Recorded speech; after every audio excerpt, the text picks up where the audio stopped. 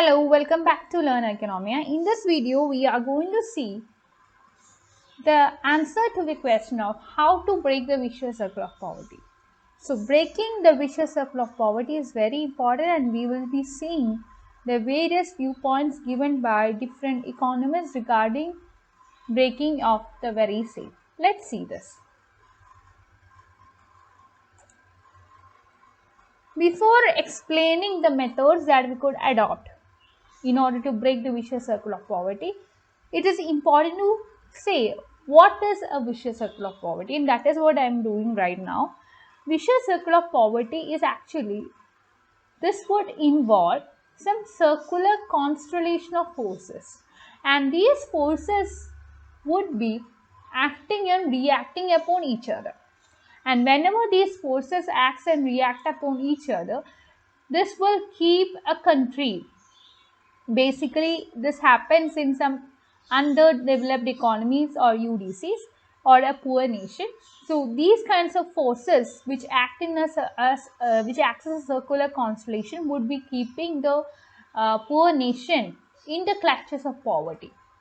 And the idea of vicious circle of poverty is introduced by a very famous person, Ragnar Knox. So his full name is Ragnar Knox. Now, moving on to the different viewpoints that will help us to break the vicious circle of poverty. Let's see this. There exist two schools of thought regarding the viewpoints on breaking the vicious circle. And the first school is something that we call as gradual approach. And the second school, we call it as big push approach. Actually, these two are considered to be two different approaches undertaken by some different economists. These are reflected in the viewpoints of several different economists. Let's see both of these approaches in a detailed manner. Moving to the first approach, that is gradual approach. So as the name suggests, we are going for a step-by-step approach in a very slow fashion.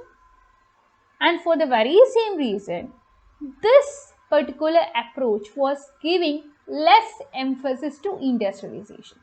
It was giving less importance to the establishment of industry. Rather, what it did is that it was giving a lot of importance to market mechanism. It was giving importance to demand. It was giving importance to supply. It was giving intersection between demand and supply. And this is how market mechanism works, isn't it? So you will be having quantity here, price here. You will be having a downward sloping demand curve and upward sloping supply curve. Both would be intersecting at a particular point where you will be able to establish the equilibrium. Apart from giving importance to market mechanism, the gradualistic approach was giving importance to private effort, the effort done by private individuals. Also, as I have told you, this particular approach was giving emphasis to development via step-by-step fashion. And if you have any developmental problems, you can approach the very same problems step by step rather than considering all the problems together. This is what the gradual approach emphasized. And they were giving emphasis to improvements in agriculture sector, and they told that, like, if you are in the initial stage of development, it is always better to give emphasis to agricultural development. And also we need some social overhead capital like infrastructure, some basic infrastructure, okay, basic things especially related to industries. That is what they had given emphasis to. And also, if you are going for some industries, better you rely on some small scale industries. Don't give huge investment on large scale industries. And this was also told by the gradualistic approach or the economists who have supported the gradual approach. Again, the people who support a gradual approach told that, like, you can go for growth of the industry. Whenever you go for growth of industry, remember, this is something that you can do only by doing some expansion in some other sectors. And whenever they say, what they meant is that you just focus on agriculture. Focus on agriculture. So when you focus on agriculture, industrial development will be happening gradually. And they were also saying that, why should the government make some deliberate attempt to increase industrial development now? The government can stay very silently. It can, if it wants to make some investment, let it be in the agriculture sector. Firstly, it can do that. So income in the agriculture sector, this was something that these people have given emphasis to.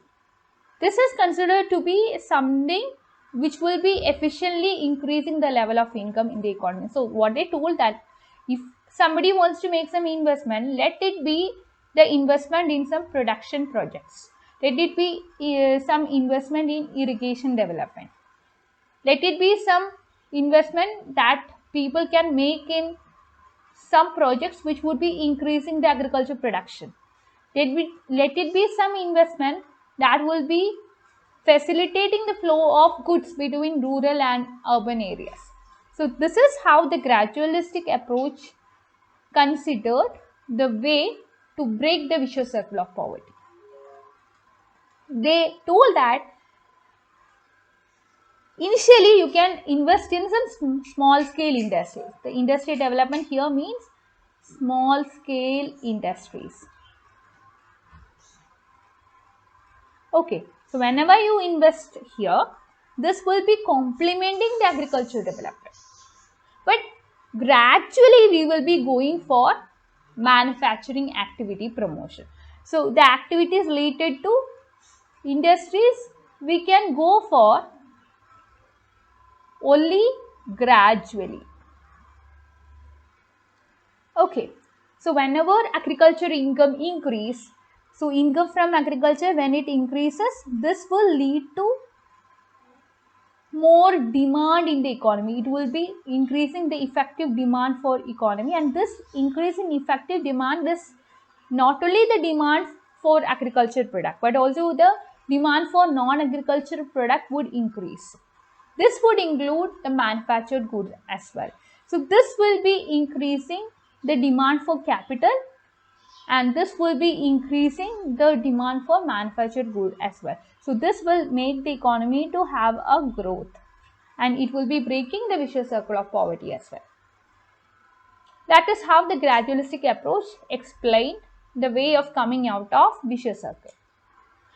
Moving to the next approach, this is called the big push approach. When it comes to big push approach, there are so many advocates of the very same. The advocates of big push approach, what they told is that, if you are going for a particular development program, and if you want that program to be successful, if that is the case, it's better you go for an extensive kind of development method. And how can you go for extensive development? You have to go for investment, and this investment should be something that you have to do in a rapid manner, that you have to do in a very extensive manner. But what if you go for a slow method of investment? If you are going for a slow method, that will be your defeat. That will be creating more obstacles. That will be creating some dangerous situation. If you are able to make some changes, let it be some big changes. If you are not able to make some changes, let it be nothing. So development process will never be able to become self-generating. So what you have to do is that you have to make investment in different areas.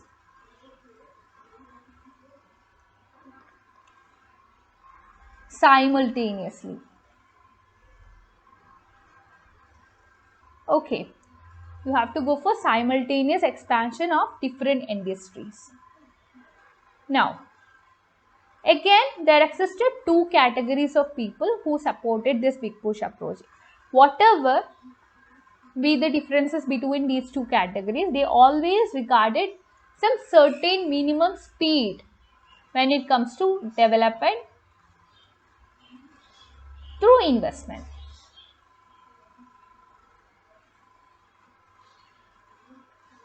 Now, let's see the two different categories of advocates of the big push approach. The first category considered economic development as something which acts as a relation between the rate of income growth and rate of population growth. So, they were comparing these two things, income growth and population growth. Income growth and population growth. Okay, so what they told is that if your income growth is something that is more than population growth, then it is a good situation. But when it comes to underdeveloped economy, you can see that population growth is usually more than income growth, and this will be creating so many problems. So in order to recover from this situation, you have to go for a very extensive kind of investment. You have to invest in multiple sectors simultaneously, and whenever you do that, your income growth will be more than population growth. Otherwise, if you go for a small investment, this small investment will be creating some level of income, but this entire increase in the income will be swallowed by the increase in population. So you need to go for a critical minimum level of investment so as to rescue your population, so as to rescue your economy from the gravitational pull that is being created by the population. So you need some large investments, and this idea of economic development is being supported by some economists, and this has been supported by Leibniz, who is behind the critical minimum effort thesis, and this has been supported by Nelson, who is behind the theory of low level equilibrium trap.